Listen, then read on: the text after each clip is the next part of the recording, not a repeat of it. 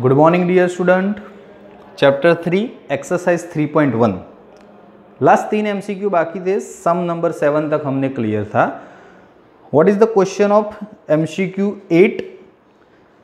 Matrix A is equal to, symbol में बोला हुआ है A is equal to different component होंगे जो भी हो, AIJ, वो मतलब कि क्या होता है, कंपोनेंट का लोकेशन बताता है। अगर I की जगह पे मैं 1 लिखूँ और J की जगह तो 1 1 1 2 1 3 ऐसे डिफरेंट कंपोनेंट, ओके। और मैट्रिक्स की रो कॉलम कितनी है तो रैंडमली बोल दिया है M क्रॉस N, मतलब M row and N column. Then after आगे बोला है इफ वो स्क्वायर मैट्रिक्स हो, if matrix is a square, then ऐसा करके फिर ऑप्शन पे छोड़ दिया है। तो ऑप्शन में 4 ऑप्शन में से पहला है M लेस देन N, मतलब रिलेशन MN का है कि भाई M बड़ा N छोटा, M छोटा N बड़ा, M is equal to N and that means none of this. Number 4 कि एक भी नहीं। स्क्वायर मैट्रिक्स फॉर, क्या मेन वर्ड्स क्या है, for square matrix. Square matrix है, उसका मीनिंग क्या कि स्क्वायर मैट्रिक्स तभी बोल सकते हैं जब both row and column are same, row and column क्या हो, सेम हो। दैट मीन्स M और N सेम हो तभी स्क्वायर मैट्रिक्स बोल सकते हैं। ये सिंपल चीज़ है, यस और no, both row and column are same, that's called square matrix. तो अकॉर्डिंग टू दी ऑप्शन हमारा ऑप्शन कौन सा राइट है, C, क्योंकि M और N दोनों सेम होने ही चाहिए। कितनी रो है कितनी कॉलम है नहीं पता, पर दोनों सेम होने चाहिए तभी स्क्वायर मैट्रिक्स हो सकता है। बस सिंपल इतना ही था और कुछ ज़्यादा इसमें है नहीं। नंबर 9 अगेन वही जो हमने लास्ट वीडियो में देखा था, कंपेरिजन वाला, वापस वही मेथड आई, ओके। चलो तो क्या दिया हुआ है मैट्रिक्स में, find value of x and y, x and y की वैल्यू ढूंढनी है, x एंड y। कंपेरिजन क्या है तो इस तरह से दी हुई है, तो 3x प्लस 7 5 कॉम्पोनेंट लिख देता हूं, 3x प्लस 7 ये पहला कंपोनेंट। आपको बोला है कि भाई दो मैट्रिक्स है वो इक्वल है, then value find the value of x y। 3x plus 7 5, दूसरे में y प्लस 1, ओके।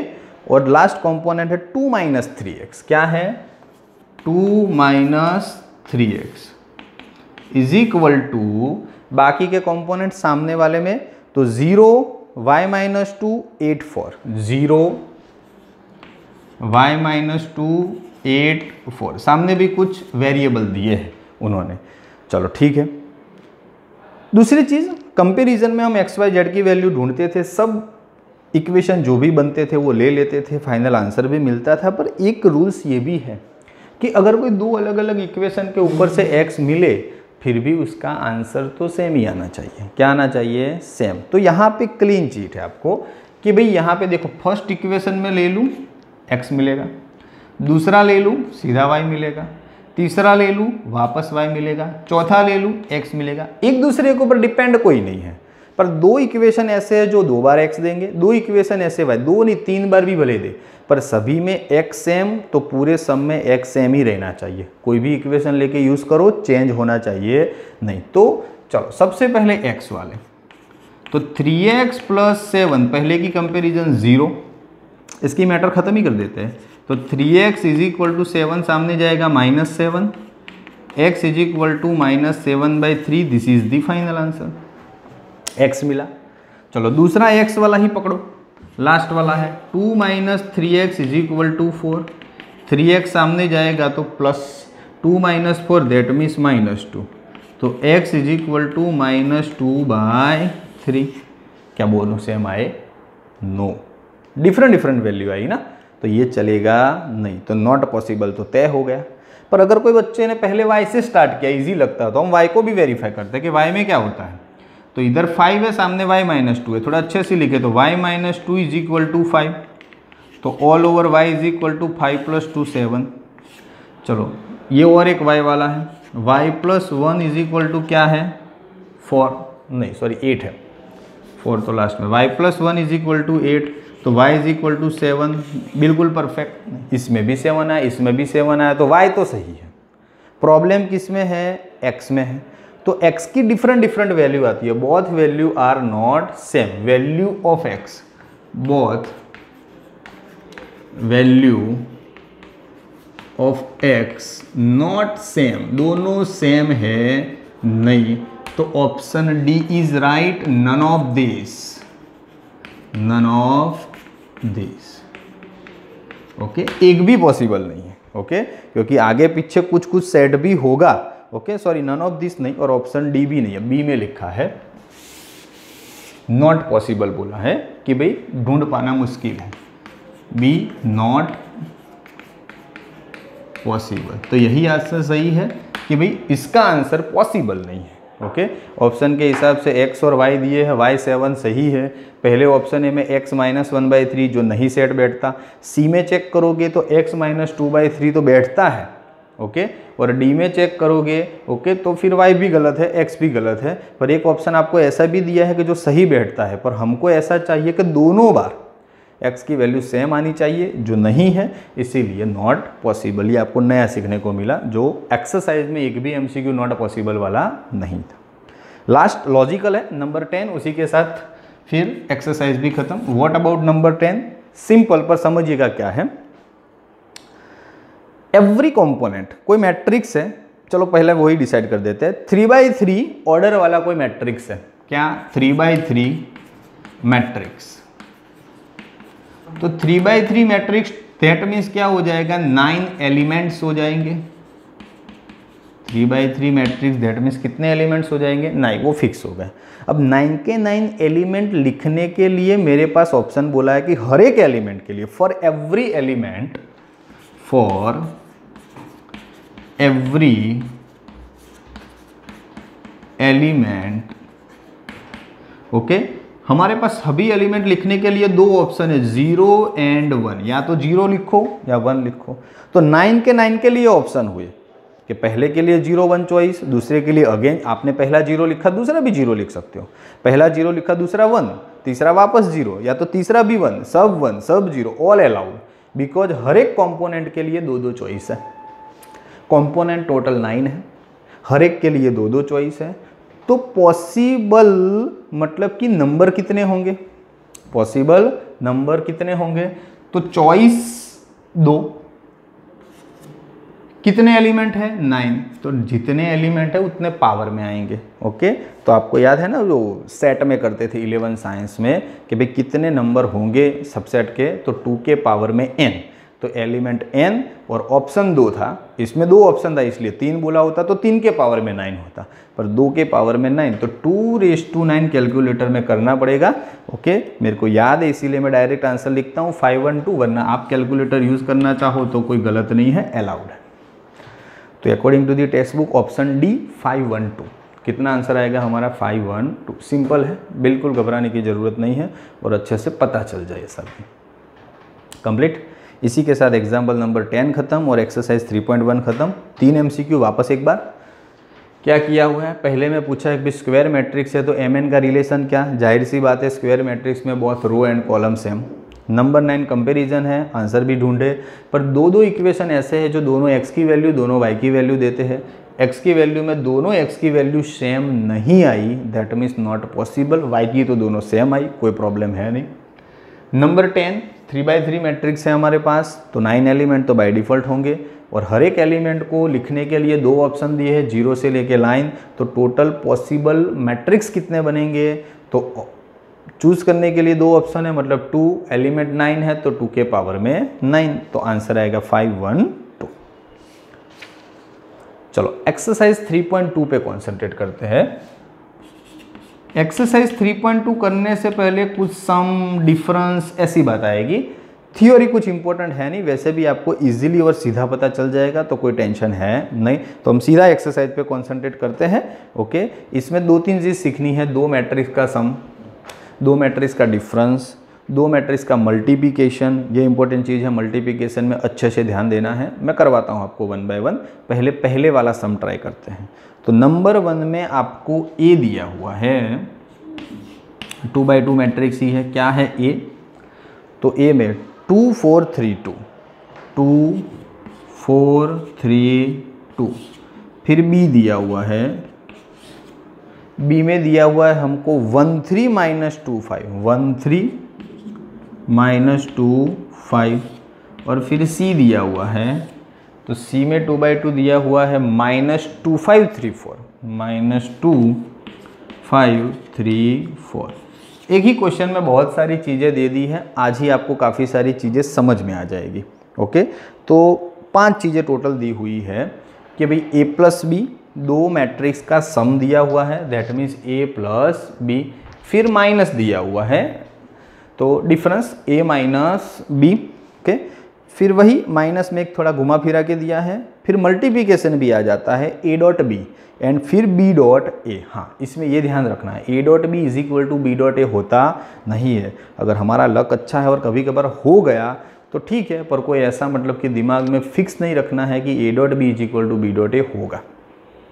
चलो, सबसे पहले 1 में आपको बोला है ए प्लस बी। देखिएगा आपको सभी को इजीली आता है, फिर भी ए प्लस बी में आप पहले ए लिखोगे, ये रूल्स है, ए लिखोगे बी लिखोगे फिर सम करोगे, वरना तो आप देख के भी कर सकते हो पर करना नहीं है, मार्क्स कटेंगे। 2 4 3 2, ए है 2 4 3 2 प्लस व्हाट इज बी, तो 1 3 माइनस 2 5। चलो फाइनल क्या हो जाएगा, 2 + 1 दैट मीन्स 3, 4 + 3, सम बिल्कुल ईजी है, पहला कंपोनेंट का पहले के साथ, तो 2 + 1 3, सिंपल डायरेक्ट ही कर दो। चलो 4 + 3 7, 3 + -2 मतलब कि -2, 3 - 2 तो 1 and 2 + 5 again 7, this is the answer. समझ में आया? सो सिंपल, सीधा प्लस खत्म। दूसरा a माइनस बी मतलब वापस हम लिखेंगे a क्या है 2 4 3 2 माइनस 1 3 माइनस 2 5, 2 - 1 माइनस करके तो 1, 4 - 3 1, 3 माइनस माइनस प्लस हो जाएगा ना, जितना डायरेक्ट कर सकते हो उतना करो, जस्ट लिखो दिखाओ, फिर तो आप प्लस माइनस तो कर ही सकते हो। चलो तो 3 minus minus plus 2 that means 5, और 2 - 5 तो -3। आपको ऐसी छोटी छोटी चीज़ें तो सब आती ही है। दूसरा भी रेडी, ए प्लस बी ढूंढा, ए माइनस बी ढूंढा, फिर माइनस में ही एक थोड़ा एडवांस है 3a माइनस सी, नंबर 3a माइनस सी। तो ऐसे केस में क्या 3a बोला है तो a के सभी कंपोनेंट को 3 से मल्टीप्लाई करो। किसको? a के सभी कंपोनेंट को किससे मल्टीप्लाई करना है? 3 से। तो चलो ये उसके बाद लिखो 3 का मल्टीप्लिकेशन सब कंपोनेंट 3 से मल्टीप्लाई होने चाहिए। तो 3 * 2 6, रेडी करके ही लिखो। 3 * 4 12, 3 * 3 9 और 3 * 2 6। चलो सी तो कॉपी पेस्ट है, अब सी का टर्न आया तो -2 5, -2 5 3 4। चलो करो दोनों का माइनस, तो 6 माइनस माइनस प्लस 2, तो 6 + 2 8, 12 - 5 7, 9 - 3 6 एंड 6 - 4 2। फिर तो प्लस माइनस है और बिल्कुल इजी है, आप कर सको ऐसा। तो नई चीज़ आपने सीख ली कि 3 से मल्टीप्लाई, तो सभी कंपोनेंट को 3 से मल्टीप्लाई करके मैट्रिक्स लिखिएगा, वो हो गया तुम्हारा 3 है। Number 4 and 5, A dot B and B dot A, ध्यान रखिएगा। तो ए डॉट बी, चलो एक बार मल्टीप्लिकेशन अच्छे से सीखना है, लिख दो पहले ए डॉट बी क्या है। तो ये रहा ए हमारा 2 4 3 2, दिस इज ए।